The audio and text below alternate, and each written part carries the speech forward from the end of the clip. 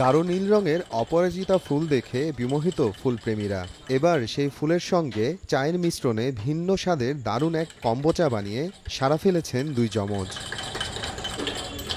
কাজকে ছোট মনে না করে বাবার রেখে যাওয়া চায়ের দোকানের হাল ধরেন যমজ ভাই মোহাম্মদ সান ও মোহাম্মদ মুন। পড়ালেখার পাশাপাশি চায়ের দোকান পরিচালনা করছেন। নতুনত্ব আনতে নীলকণ্ঠ চা বানিয়ে ক্রেতাদের নজর কেড়েছেন তারা। লেবুর রসের সংমিশ্রণে লাল, নীল আর সবুজ রঙের চা পরিবেশন করছেন সান ও মুন।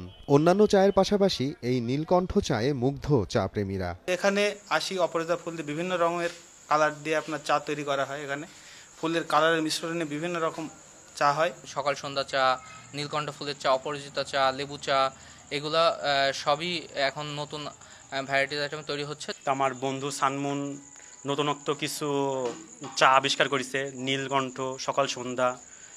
তো অত্ত এলাকার ভিতরে এটা ওরাই প্রথম করেছে। বাবার অবর্তমানে সংসারের প্রতি দায়বদ্ধতা থেকে ছোট্ট পরিসরে ব্যবসায় নামেন দুই ভাই। স্বাদ ও রঙে ভিন্নতা এনে ক্রেতাকে আকৃষ্ট করতে নীলকণ্ঠ চা বানিয়ে বেশ সাড়া পান। কোনো ব্যবসা ছোট না, তো মানুষজন বলে যে ব্যবসাটা ছোট, কিন্তু আমরা মনে করি যে ব্যবসাটা আমাদের জন্য ছোট না। বাবা যখন এই ব্যবসাটা করতে পারতো তখন তো আমরা তো সুন্দরভাবে চলেছি, তো আমার বাবা যখন করতে পেরেছে আমরা অবশ্যই পারবো। এই জন্য আমরা দুই ভাই এই ব্যবসাটাকে বেছে নিয়েছি। যেমন বাবার ব্যবসা হাল ধরেছে, তারপর থেকে আমাদের বাবার মৃত্যুর পরে সংসারটা আমরা এইভাবেই গুছিয়ে নিয়েছি। মাকে নিয়ে আমরা দুই ভাই সংসারটা এইভাবে চালাচ্ছি। বিভিন্ন কলেজের স্টুডেন্টরা ও বাইরে থেকে যারা ঘুরতে আসে তারা আসে আমাদের কাছে। তারা অধিকাংশই আগে থেকে আমাদের ফোন দিয়ে জানায় দেয় যে ভাই নীলকণ্ঠ চা খাবো। প্রথম পর্যায়ে আমার ফ্রেন্ড সার্কেলদের ডেকে তাদের খাওয়াই, তাদের ভালো লাগে।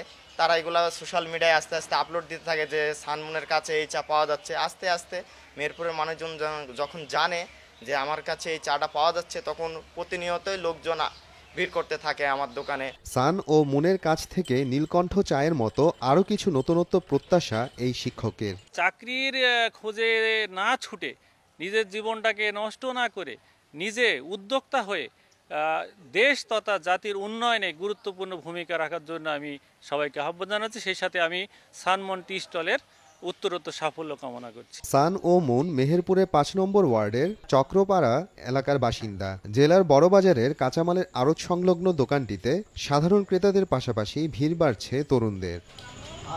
সময় সংবাদ, মেহেরপুর।